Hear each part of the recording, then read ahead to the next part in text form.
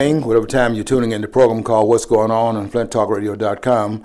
I'm George Moss, the host of the program, and we come on every Monday from 2 o'clock to 3, and we're glad you're out there tuning us in at this time. And, of course, you can catch the program at your leisure at the FlintTalkRadio.com studio.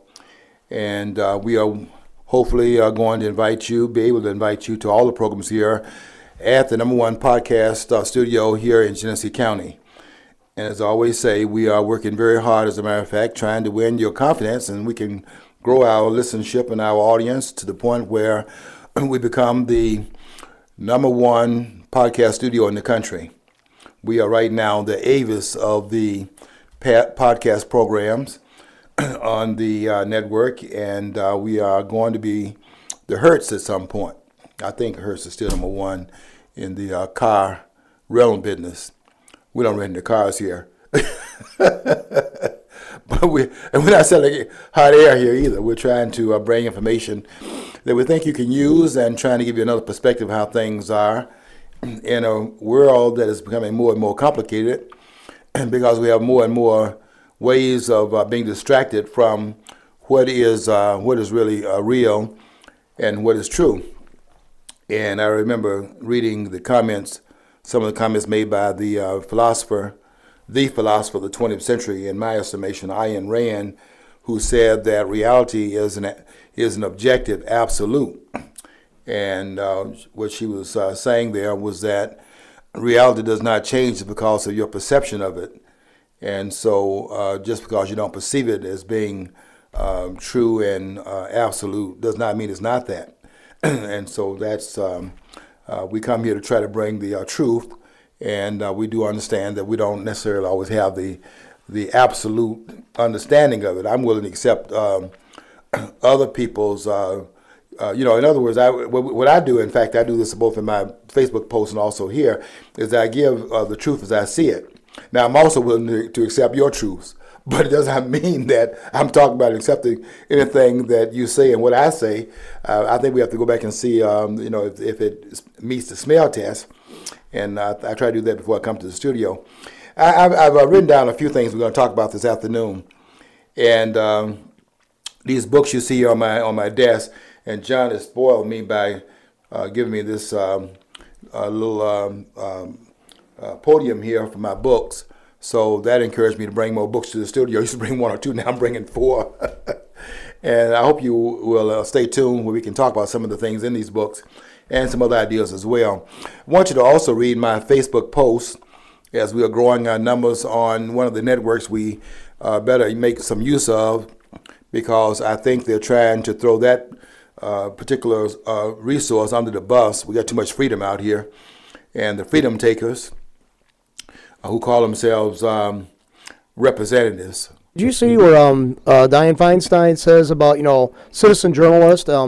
It's the First Amendment's a privilege only given to the educated people, and it's not fair that a 17-year-old high school dropout can buy a $5 blog. I don't know where she's getting that from. I mean, you pay more for the service providing than that. Obviously showing that she's out of touch with the real world. Mm. And basically she's saying, she was trying to craft laws, and they are trying to pass them through, where you have to be accepted as a news source so they can actually consider you a news source. Mm-hmm. And that's like the founders wanted us to be in place to watch over, are now telling us who can watch over them. Mm-hmm. If that's not a conflict of interest, I don't know what is. And there's a conflict of interest for sure. And they don't accept language that speaks in absolute terms. When they say, for example, shall not be abridged, it doesn't mean shall not be abridged as long as you go along with the things that don't need abridgment. It means that it shall not be altered unless you change the Constitution to read otherwise. But they don't see it in those terms. They see it as being able to be abridged if they don't like the way it plays out, and they can amend it based upon how they feel about it. We're going to get into some of that as well during this our presentation today. But Houston, we have a problem, and we're going to have to wake up in this country and do more than just smell the coffee. That may be the first step, but we've got to become more active in terms of holding our politicians all over the country, but particularly in the central government. We've got to have some accountability here, and we don't have it at this point. I'm going to be talking about an article I read this morning after I get through what I came here to talk about initially, and that is I'm going to talk about Jeb Bush's comments about immigration. I read on the site this morning some very troubling comments coming out of who they're now promoting as the standard bearer for the Republican Party, and it looks like they're trying to make the race for president in 2016 between Hillary Clinton and Jeb Bush. I mean, they're going to decide that for us. Well, see, now that Jeb Bush if he gets in office, he's going to settle a score that his dad had with a guy in the third grade. He's going to invade a state that he now lives in, Basically, that's why we're in Iraq for, because Saddam Hussein threatened their daddy. So, I mean, they're going to invade us one of our own states because the guy in third grade stuck his tongue out at his daddy, So now look for like a civil war to happen, Yeah, do we need another Bush in the presidency? We've had two already. Are there any other families out there? Well, it's going to be Bush, Clinton's, now Obama. His two daughters are going to run. Now we got that family to include in the mix. We're going to have three families now rather than two running the country. Well, see, we're going to save a lot of money without having elections. Yeah, if they get their way, and it's really quite interesting to see how this is playing out. One of my friends has even betted me that Jeb Bush is the next president of the United States. And I've been telling him that, because he's one of those persons that come out of this conspiratorial idea that somebody's up here. I can't get him to stop talking about the Rothschilds and the Illuminati. Every time I get together with him, well, the Rothschilds, that's the talk. But there's a lot of truth to the conspiracy's ideas. They just don't put them together well. But the Rothschilds have been responsible for sinking and raising up governments basically on a whim. So I mean, that's not too far fetched. Yeah, I do understand there are groups out here that have their inclinations to influence, even dictate the terms of our political process. And I do understand that there are some mean-spirited persons and forces that play here in this country. What I argue is that I guess I make the same argument that Walter E. Williams makes in terms of the moving parts and the unintended consequences that you cannot, in fact, provide for by sitting in a room and having all these things that you are having machinations about and influencing, wherein if you change one thing that you did not, in fact, plan for in that room, and it creates another innumerable other possibilities that you could not have known about because it was not something that you were able to discern would happen before it takes place. And there was a formula that Williams gave in that piece talking about that, and that was M times M minus 1, which means that you would have M squared minus M. If you touch one thing that was not in fact planned for, it would create, if you touch 6 things that was not planned for, it creates 1 billion new possibilities. And so that we know that there are these mean-spirited people. The question is whether or not they are able to act in every way to prevent any individual initiative from being brought to bear upon the process. I want to talk about Jeb Bush, but I want to get to something else first, and that is I want to talk about the idea of the benevolent leaders, and I think we have to think about this if we're going to get this house in order. That is, say, to begin to look at those who are in leadership of this country, because I think where we make some mistake is we think that because we don't have what can be discerned as a dictatorship, which we can't discern that because we go to the polls every 2 years and we elect the members of the House and of course some of the members of the Senate who are 33 or 34 of them are elected every 2 years as well. But although they serve a 6-year term, 1/3 of them are up for election in the 2-year process, and then all of the members of the House are up for election during the 2-year process. But we don't discern that these are not necessarily, and very seldom are they the kind of diplomats we think we're sending into the central government. That these people are not viewed as being dictatorial in their aspirations. But I want to disprove that notion in the first part of this discussion this afternoon. This idea that they are benevolent leaders because we elect them into office, and that somehow that positions them in terms of their mental state in a very different place than what is positioned by persons like Kim Jong-un over there in North Korea. And as you know, as you remember, a couple of weeks ago, he was elected with 100% of the vote. Now, either the reports out of North Korea are not true about people eating grass, and there are even some reports of people eating their children because of the lack of production in these states where the leader is autocratic. Either those reports are incorrect, or you can't say that 100% of the people in North Korea are satisfied with their leadership.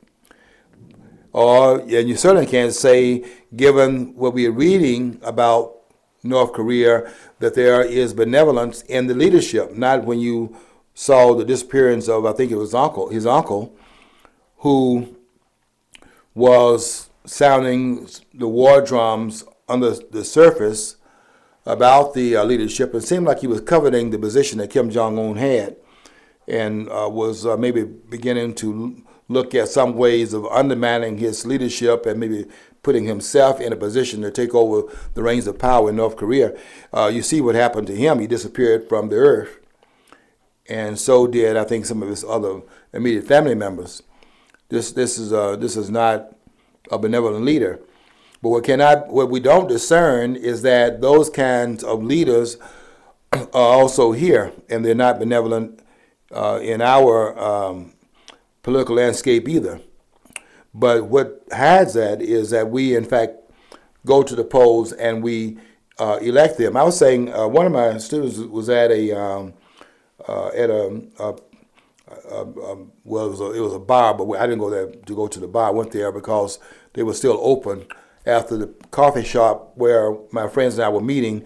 It closed down at 9, so somebody said they didn't want to discontinue the conversation, and a couple of people had joined us late, about 8:30 before they closed at 9, and we only had 30 minutes for the conversation. They wanted to continue it, and so we went to this one place that stayed open at 2 o'clock over there in if you're not in Flint, you won't know what I'm referencing when I say the Valley, but over here in one of the places where we have a lot of the business community on one of the main thoroughfares here in the city. And went over there, and of course I had to order a hamburger in order to justify my seat for $10. But we were talking. I didn't know one of my former students was there. I guess they're having their reunion. They had their reunion this weekend. And he wrote on the Facebook wall later on and said, I saw you over there and you were engaged in conversation and you were over there laying it down, and I didn't want to disturb you because you were over there, kind of, saying some things. Like you over there doing some I guess he said some teaching. I don't know if I was teaching anybody anything, but I was certainly giving my point of view. But what I was talking about over there, in part, was the difference between Kim Jong-un and John Dingell. And what I was saying to them is that when you look at the Castro brothers, I'm talking here about John Un, but I'm also Kim Jong-un, but I'm also talking about these other persons who are known as dictators. When you compare, for example, Fidel Castro and his brother, with that revolution having started in Cuba in 1959, and you add up the total number of years that Fidel Castro and Raúl, his brother, have served in a dictatorial fashion in Cuba, their total number of years is 55 years in power. John Dingell has been in power for 58 years. And if these persons that have been in power 55 years together combined are dictators, then why don't we assign that to John Dingell? Well, that's going to happen here with the Clintons and now the Obamas and the Bushes. It's going to be just traded off back and forth between those families.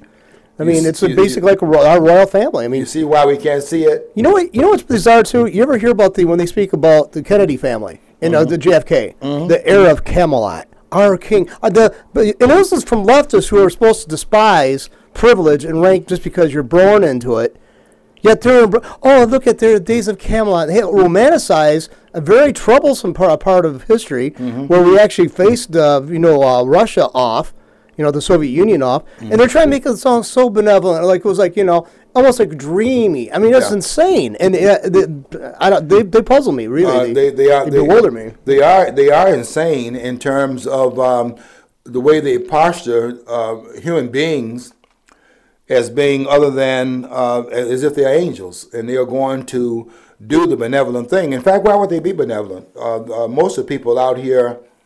99 and 9/10, and probably a little bit more than that of the population of this country, they don't even know who those persons are. Never met them, don't know who their family members are, don't even know where they live. And what would make them get into power, and all of a sudden they have all this aura around them that makes them benevolent leaders so that they're going to do the right thing by them, even though they never met them, don't know the family members. What would cause this benevolence to even exist? The absurdity of the claim is never interrogated. And that's because of the continuous masking that goes on, where the politicians continue to promote themselves through the language that they use. And the language itself is a certain kind of governorship, because they govern the language also. And they actually use language in ways in which they continue to make some use of it to hide behind a disguise in the words they use. The Patriot Acts, so they're patriots. The national security, so they worry about your security. Social security, they want you to be secure in your social relationships. I mean, these are linguistic constructions that they use to make it appear that benevolence and leadership is what we in fact have. Well, I was making a point, John, on my wall. Was it today or was it yesterday? About the president saying, "Give America a raise." Now, that may sound like the same thing as when somebody says, "Give to the March of Dimes." Right. But it's like, I got a quote here from Henry Louis Mencken. He was a famous journalist and writer. And this sums it up really well, I think. The whole aim of practical politics is to keep the populace alarmed and hence clamorous to be led to safety by menacing with an endless series of hobgoblins, all of them imaginary. So, Created by the politicians? He hated politicians. I mean, he had a quote that I was looking up. I can't remember exactly, so I'm going to paraphrase it, but he said, that's a great quote. The reason why they claim that they want power and to change things is so they can rule. That's what it is. It's all about rule. Yeah. It's about control. Yeah, and John, that's a great quote, because they're going to always be the ones that come to the rescue of a problem that they're basically manufacturing out of whole cloth. If a problem doesn't exist, they got to manufacture a problem, and they're always the ones, the shining prince, that have to ride in and resolve the problem that others are in fact creating. They're never creating the problems of their own. And if we imagine some problems being created by anything that they do, then they're telling us that we're lying, like Harry Reid did when a person said that their health care has gone up and that the health care they once had, they don't have it anymore and don't have access to it. Well, Reid wants you to know that you could not possibly be telling the truth, because they passed the Affordable Care Act. So there's more care and there's more affordability of the care. And if you say that that's not true, then your lying eyes have got to be checked under Obamacare, because you're just not using these. All politicians, I love it. They want you to take their perception reality and try to see your reality and deny it because it doesn't jibe with theirs. Yet they don't know your situation, but they're thinking they can tell you how to, because they wear a suit and they went to Harvard, or they went to Yale, or some other alleged Ivy League school. Yeah. They think that they can deny reality and tell you to shape it through their eyes and their perceptions. Yeah, they're psychopaths. If they name something out of their sociopathic disorder that it is affordable and it does not prove to be affordable, they're not going to change their minds about what the act was said to be passed to do. They're not going to say it's not doing that. So if those are not the outcomes, then somebody's misreporting the information about the outcomes. It cannot be that they made a mistake in what they call what it was they were doing. Because their intentions are always honorable, and they have to play out in which the honorable intentions were in fact made at the time the policy was in fact instituted and passed into the public domain. They're not going to admit now that the law needs to be changed, and that's why they don't repeal anything, because the intentions must match up with the consequences of the intentions. It can never be that the intentions and the consequences were two different things, because it was intended to be good. Therefore, as was in the beginning, so shall it be forever and evermore. And we guess we're supposed to drink that Kool-Aid also. But when the president said that we want, and he said it so boldly that nobody thought that there should be any interrogation of what that means. But when the president said, "Give America a raise," well, I consider that to be like, McDonald's saying you deserve a break today. I don't think anybody has ever come behind McDonald's and said, "Well, I don't deserve a break. I'm not working hard enough, so let me work a little bit harder. I don't need a break right now." What they want is the 40 hours. I've been here in the college, the Uniontown, for all my life. The former UAW stronghold, and every time I saw them get a new contract, of course the Democrats had power, so they're always cheerfully, yay. Then as soon as you saw that, there's a tax increase. So the reason why they want you to pay get more, so they can take more from you. That's right. That's the reason why. Yeah. You're planting on the land as the crop for the real owners, the politicians, and they want to make you more productive only because they can take more from you if you become more productive. And so I understand what goes around comes around, and how that whole pasture that we're in, operates. And how the beneficiaries are never ourselves. Ultimately, it's always the ones that we are out here in these fields and these pastures, giving them the labor. We're working in their name and don't know that's really the consequence of our labor, because they hide themselves so well. Do you hear about what that one guy named Moran said, that the Congress is underpaid? Did you hear that? Yeah, I heard that. It's like, he's got a point there. I mean, the potential for hemorrhoids sitting there all that time is really high. That's it's a very painful, scenario for them, Yeah, they're making $174,000. If anyone's underpaid, it is our soldiers and those who are asked to put their lives in harm's way. I don't know what your life is worth, but if you ask me to put my life on the line, for whatever reasons, much of it is a lot of rigmarole that doesn't have anything to do with reality. But they ask them to put their lives on the line. For like 50 cents an hour. Yeah, that's what the pay rate is. What is that worth? I mean, what is a person's life worth to the person who's asked to commit his life in these dangerous situations? I know it's not going to be what they are getting paid, and they have to beg for that. And then once they go over there and do some monumental things, some heroic things, they come back here and they take their guns from them, and they get to Fort Hood and get shot up over here, got shot up over there, and they come over here and get shot up. And then the people are war is me, and they took the guns. They ain't telling them, they ain't saying they're gonna give the guns back as a way of letting them defend themselves. You see, the thing is that really gets you is that they send them over there for whatever reasons. And they're defending, whatever they're defending over there, whatever it is, they come back over here and they take their guns, whether the defenders or what they sent them over there to defend, whatever that was about. They're over here and cannot defend themselves personally. And they want to get on TV like McCall did and like Tim Klein did of Virginia, Democrat of Virginia.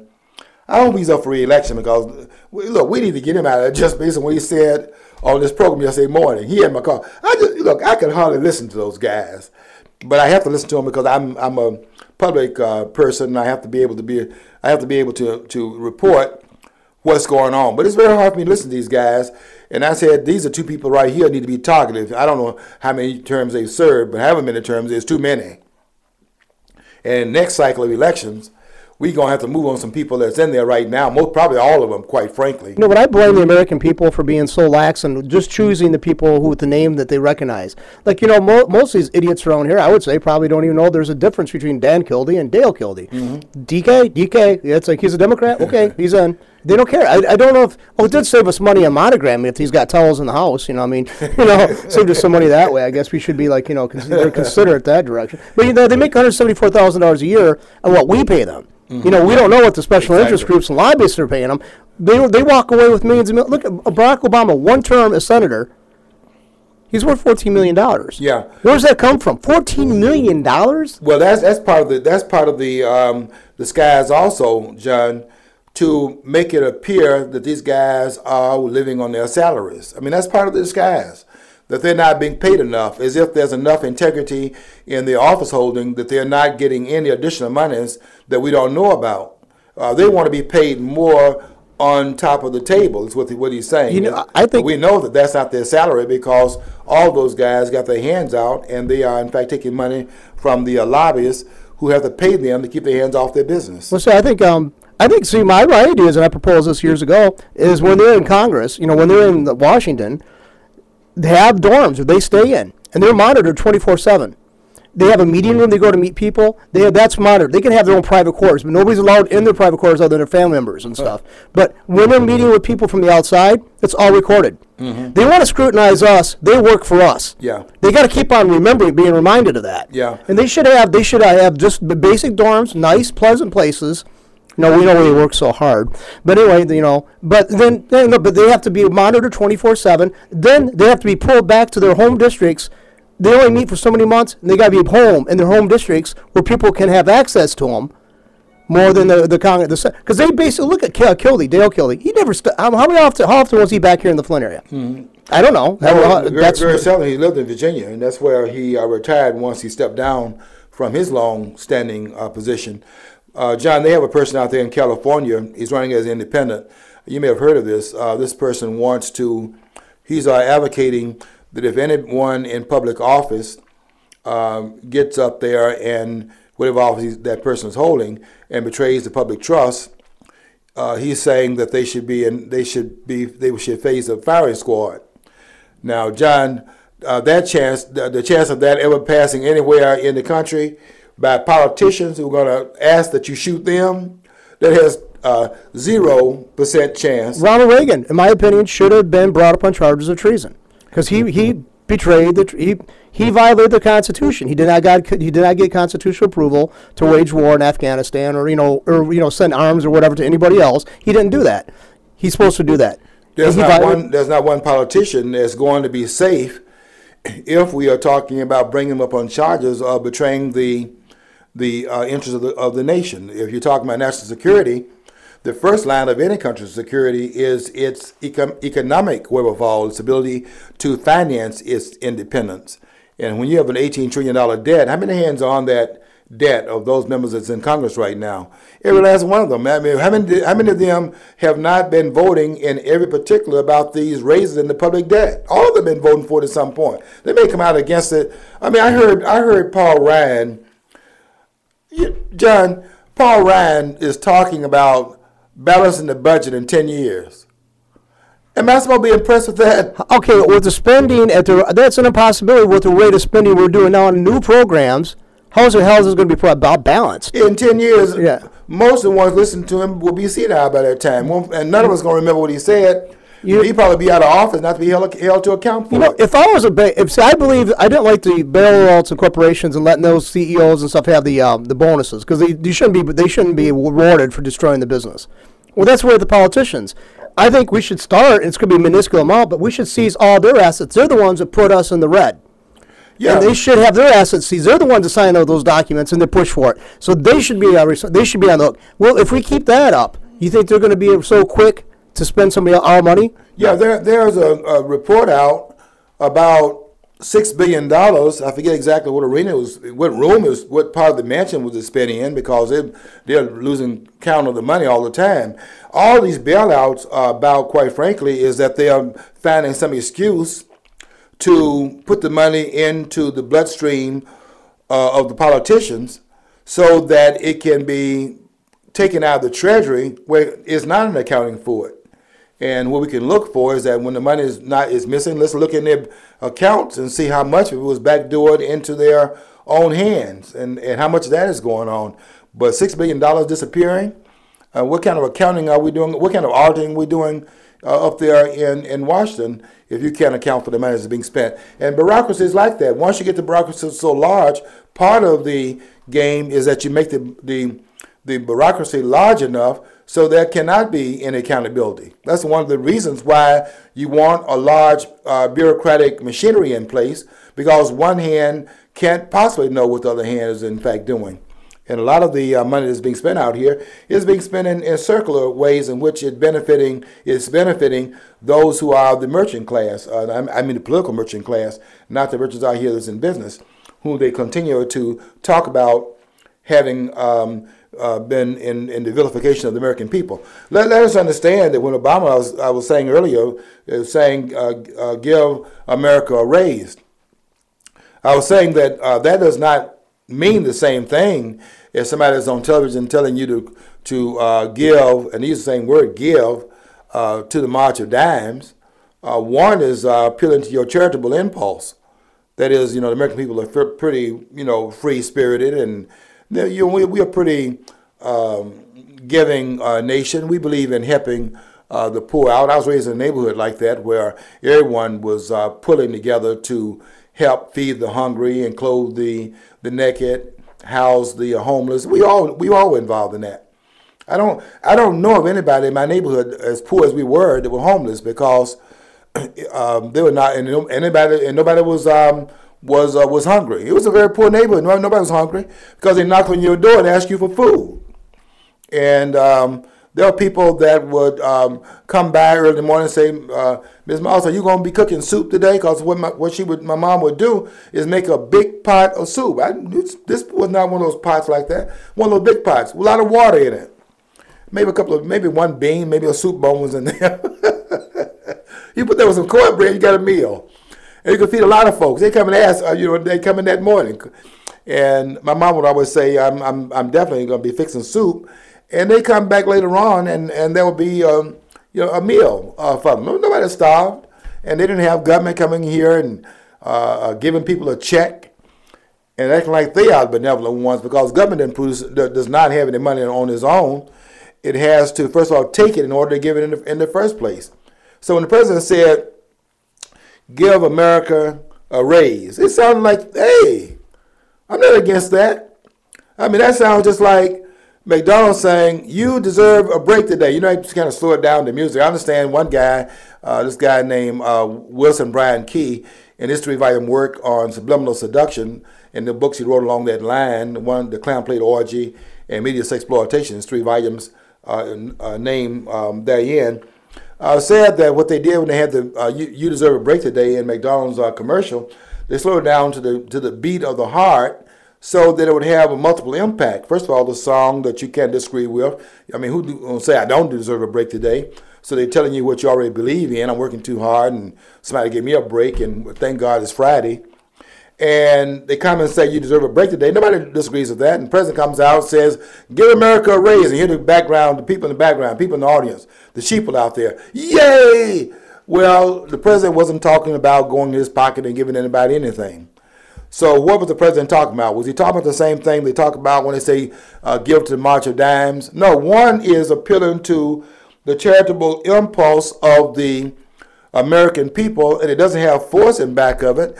And the president saying give America a raise means the president is telling you he's going to bring as Molyneux, Stefan Molyneux talks about, he's bringing a gun into the room. He said he's going to take the money and force you to do it. That's not the same thing as charity. This is government force. You ever hear the joke about the guy who was going through a divorce, and his wife was there, and they're in front of the judge, and the judge looks at the wife and says, looks at the documents and says, he says, you know, you do have a case, and he said, I'm giving you $300 a week and you know, medical insurance coverage. And the husband beams up at him and goes, oh, thank you, Your Honor, and I'll kick in a few bucks here and there when I can too. You know?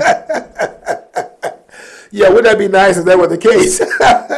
Oh, since you're going to give everybody a raise, well, you know what? You've now kind of hit my charitable impulses, and now I think I'll kick in a few dollars also, Mr. President, because I don't want you doing it all on your own. You're going to give America a raise out of your salary. I don't think that I should just not do something, so I may give a couple of dollars myself down the line. If you were talking about that, I could applaud the president. I want to see a $5 million check written by the Obamas to go into the coffers of the United States. They want to share everybody else's wealth. Then why don't they start with giving you know, Michael Jackson's looking to the man in the mirror. Why doesn't he and Michelle give out money back?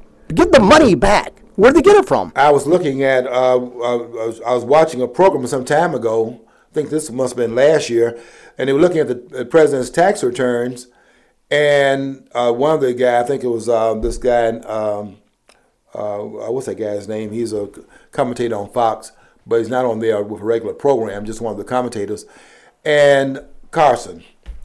And he said, I should like to know who the president's accountant is, because the president's actual share of his taxes was the president not paying his fair share. Yeah, he's always talking about the business person not paying their fair share and the millionaires not paying their fair share. Here's the president's return. And he's like paying maybe about, maybe 18% of his income. He's supposed to show like 36 or 40%. And we're paying 36, 40% of our income. Right. And he's the president paying half that. And he's telling us the businessmen not paying what they should be paying. But he's not paying what he should be paying either. But that doesn't count. Bill Clinton, same thing. He, to get all the deductions he could, he donated stuff to charity. He donated his used underwear. Well, I guess why not? I mean, he's got enough to share. I mean, Monica's probably got a few pair of them around somewhere. But, you know, I'm serious. He donated underwear, used underwear. Yes.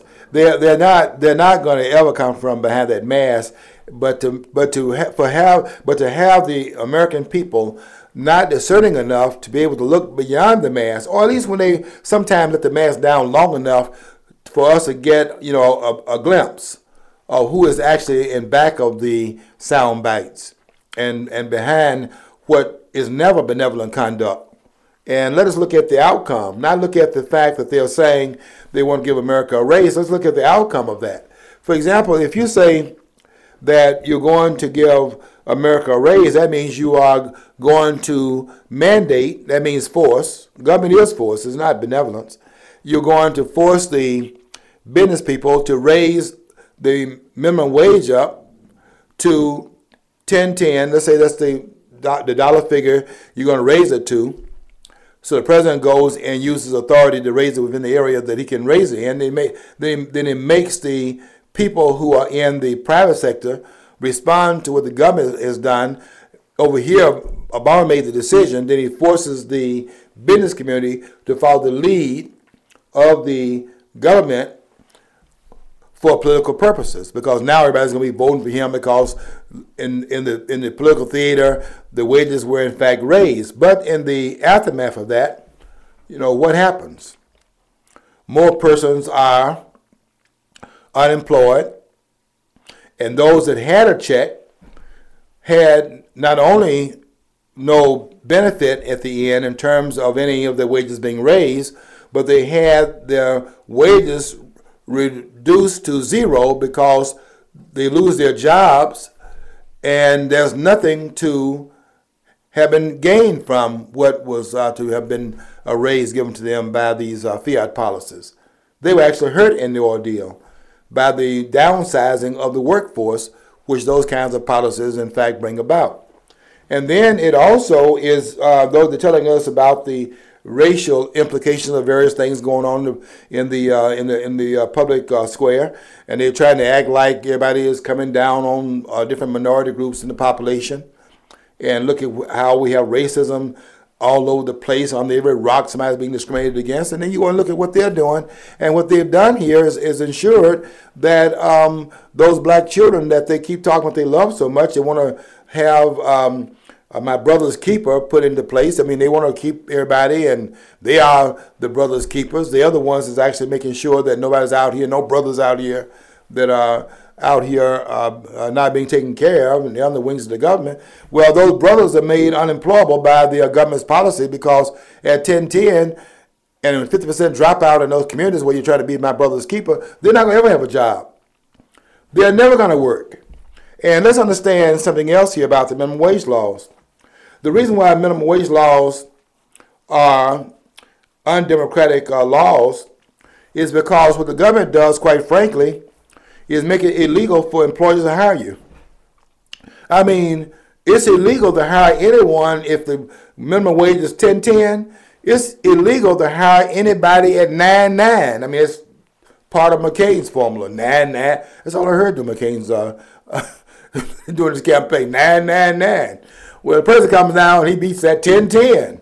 If he had said another 10, I would have known where he got it from. But he stopped at the second 10s. He didn't do 3 10s. Kane did 3 9s, and he couldn't do 3 10s, or we would have caught him at it. So he's going to be he's going to do 10 10 10. You know, I like to know this. Everybody talk about what the business owner should do for their employees. Okay, and I think you should, if you got good money coming in, you should try to pay them better if they're good workers to keep them employed. Okay, but nobody talks about the role of taxation. Taxation is a big chunk of what everybody makes going in. I mean, and let's face it, it's the people who are the most vulnerable are still getting taxed. Even though they're going to get that money back, why can't they just cut the tax rates so they can actually have more money to operate on? They're waiting for that once a year big bonus. People think so gleeful about it. It's like your money, and they've used it, and they're only paying you the amount they took from you, and not the additional interest. That money could have been earning somewhere if it was in a bank account or whatever, or say invested. Even a couple percentage points would have been better than what they're getting back. Yeah, there's a way to do all of it, and in a way in which it does not hurt the economy. But if you do it in ways in which it doesn't hurt the economy, you hurt the politicians. I mean, there's a reason why they want to be the ones that's telling you how much your labor should produce in terms of your income, while they're making sure the income doesn't do anything, because no matter what you're paid, as long as they're manufacturing problems in the economy, you can't get enough money to pay for the fact your dollars don't pay for anything anymore. And it's amazing how we don't see how they are, on the one hand, being the benevolent, people to come in to fix the problems. We don't see it in the back door. They cause the problem they're trying to fix. And then when they come in to fix it, they cause other problems, because when you, in fact, manufacture the wage going up, you also produce a cost of doing business, and he's got to do something to get the cost back, because he's not in business to go out of business. He's in the business to make a profit, and so he can begin to put more capital investment in his business. So if you make it more cost prohibitive from staying in business, he's got to pass that cost off. So you got to raise his salary, and he raises his price up, and they're printing more dollars that make the dollars worthless, and so your raise ends up being what? Worthless. You didn't get a raise. I mean, this is manufacturing of nonsense. People don't understand it. Everything, they're consumers. Most of the time, they're consumers. Everything that's going to go put on a business, they're going to have to pass it on to the consumer. They don't make money out of thin air. At least they're getting it from somebody who's mostly voluntarily giving it to them, but they're better than the government. But they're still got to pass that on to the consumers to keep in business. To stay in business. And they're constantly responding to what the politicians are doing. I see the creative capitalism everywhere. For example, I was telling one of my friends, he didn't believe that the cans, which are still round, had a different amount of tuna in them. And he went in the kitchen and said, "You're right." I was telling him that you look at the tuna can, it doesn't seem like it's been reduced, but it has been. It used to be 6 1/4 ounces of tuna, and now it's 5 ounces. Because what the business person had to do, because the dollars are being inflated and not worth anything, they have to now survive by giving you the same round can, but having the can producer that they buy the cans from making sure it doesn't make the same, it does not have the same content in it, because it can't afford to have the same content when a dollar is not actually doing anything. And in fact, I can see the inflationary aspect of it by the fact that I was in the store just the other day, and I was looking at 2 cookies. The 2 cookies cost $1. Now, ladies and gentlemen out there in the listenership of FlintTalkRadio.com, those cookies when I was coming up cost, I got two cookies for a penny. Now, let's try to do some math here together. Why were those same cookies? They're not these, in fact, they're not as large as the cookies were then. These cookies were like, we used to call one cookie was so big we call it a moon cookie. Anybody remember that out there? We used to call it moon. The moon cookies, they were so large, like the moon. You could put them in front of your eyes, you couldn't see anything because the cookies were big enough to block your view. And you could crumble those cookies up and you could eat them for a while. If you had 4 cents, you could buy 8 2-for-a-penny cookies. The 6 cents bought you a pop, and you had enough there for lunch at 10 cents. Now, why would 2 cookies cost a penny at that time, and the same 2 cookies, which are now smaller than they were then, cost $1? Well, the cookies changed where the cookies are smaller, but why did the price go up to 99 cents above the cost when I was a kid? Because the dollar is worth 90 some odd cents less than it was when I was a kid. And why is it worth less? Because the politicians who are now talking about giving America a raise have come behind them to make sure that whatever raise you get, it doesn't pay for anything because they are inflating the currency. So the currency is not as valuable as it was when I was there. You can make the wages now that we are making in 2014 and then apply it to the cost of the product back in my time period. Everybody in America will be staying in a mansion. We could be living in a house looking like where the president's living. But your income will not buy that kind of a house. And you know why? Because the very ones who are up there in Washington telling you about they are benevolent and they care for you are the ones that's keeping you in poverty while trying to act like they're trying to get you out of poverty. Give America a raise. Okay, to what ends? Because it's not going to actually come out and play in the final outcome. That final outcome is not going to be that because your wages have been raised, that your level of wealth has been increased. You're going to still be in poverty. And that's the game that's being run by these persons that are, quote unquote, our benevolent leaders. Let's understand one thing, we don't understand anything else, is that leadership is, whether it's benevolent dictatorship or whether or not it's the electoral kinds of things that go on, for example, in the United States, leadership is never benevolent. Leadership, in government, leadership means necessarily force.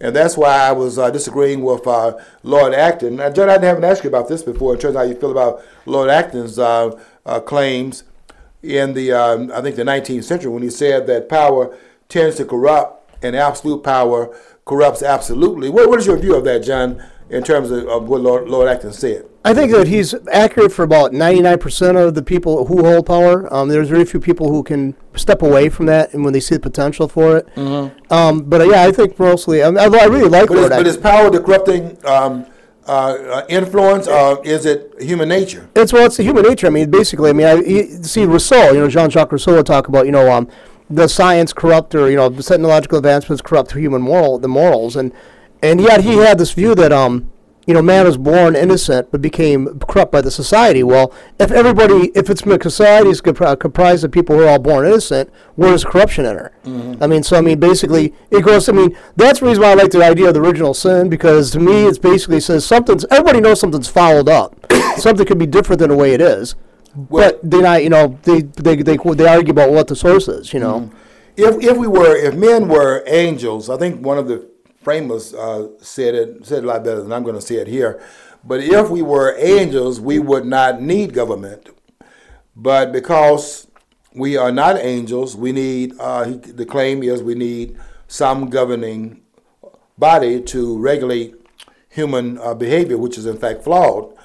So where Acton was saying that power, which is an inanimate object, it's not an object that has vitality. It's like a gun, for example. There's a gun. They're trying to convince us that guns, kill. Human beings are not guilty of anything here. There's nothing to see. guns are doing the damage. So we take the guns out, human nature is going to be perfect at that point. So we have to take people's guns away.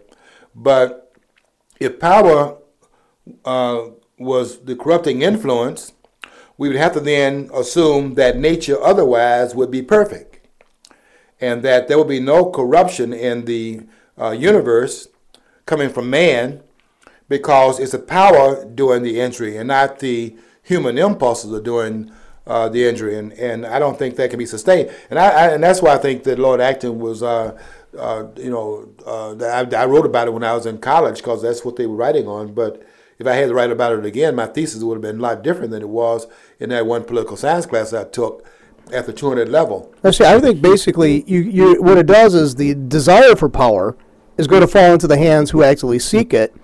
Those who actually accidentally come across power may or not be corrupted by it. Depends on what they see the potential for it, or they see the potential for the horrors, or the potential for the self gain, self interest. So I mean, yeah, it could be. You're right. It's new power in itself is neutral, but what you do with the power. What you do with the power, and those, and I think that Marinar is closer to the truth. This Canadian philosopher, I was listening to one of his pieces on. Does power corrupt? It took him the whole time. The thing was about an hour long, and didn't get to the question of does power corrupt until the last 5 minutes. I had to sit there and listen to. I didn't want to miss it, and didn't want to listen to it a second time. So he didn't get to the question until the end of the tape.